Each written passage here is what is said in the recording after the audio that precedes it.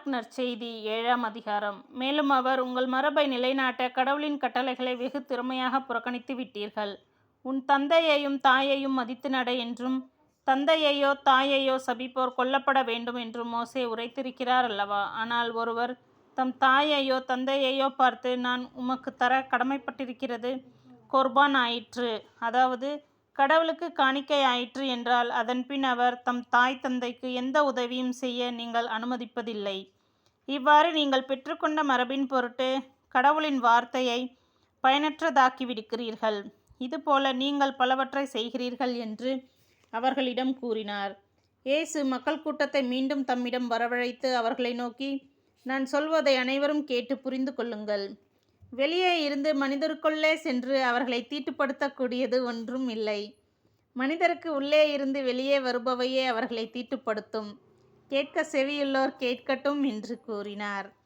அவர் மக்கள் கூட்டத்தை விட்டு வீட்டிற்குள் வந்தபோது அவருடைய சீடர் அவரிடம் இந்த உவமையை பற்றி கேட்க, அவர் அவர்களிடம், நீங்களுமா இந்த அளவுக்கு புரிந்து கொள்ளாமல் இருக்கிறீர்கள்? வெளியே இருந்து மனிதருக்குள்ளே செல்லும் எதுவும் அவர்களை தீட்டுப்படுத்த முடியாது என உங்களுக்கு தெரியாதா? ஏனென்றால் அது அவர்களுடைய உள்ளத்தில் நுழையாமல் வயிற்றுக்கு சென்று கழிப்பிடத்திற்கு போய்விடுகிறது என்றார். இவ்வாறு அவர் எல்லா உணவுப் பொருட்களும் தூயனவென்று குறிப்பிட்டார். மேலும் மனிதருக்கு உள்ளே இருந்து வருவதே அவர்களை தீட்டுப்படுத்தும்.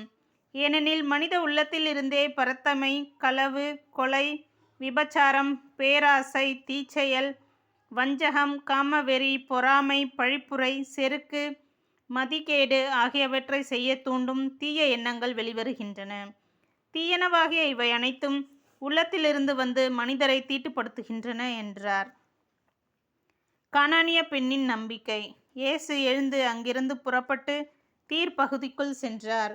அங்கே அவர் ஒரு வீட்டிற்குள் போனார். தாம் அங்கிருந்து எவருக்கும் தெரியாதிருக்க வேண்டுமென்று விரும்பியும் அதை மறைக்க இயலவில்லை.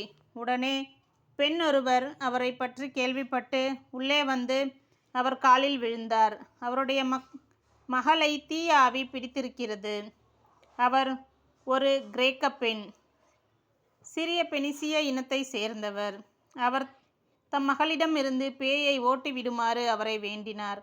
இயேசு அவரை பார்த்து, முதலில் பிள்ளைகள் வயிறார உண்ணட்டும், பிள்ளைகளுக்குரிய உணவை எடுத்து நாய்க்குட்டிகளுக்கு போடுவது முறையல்ல என்றார். அதற்கு அப்பெண், ஆம் ஐயா, ஆனாலும் மேசையின் கீழ் இருக்கும் நாய்க்குட்டிகள் சிறு பிள்ளைகள் சிந்தும் சிறு துண்டுகளை தின்னுமே என்று பதிலளித்தார்.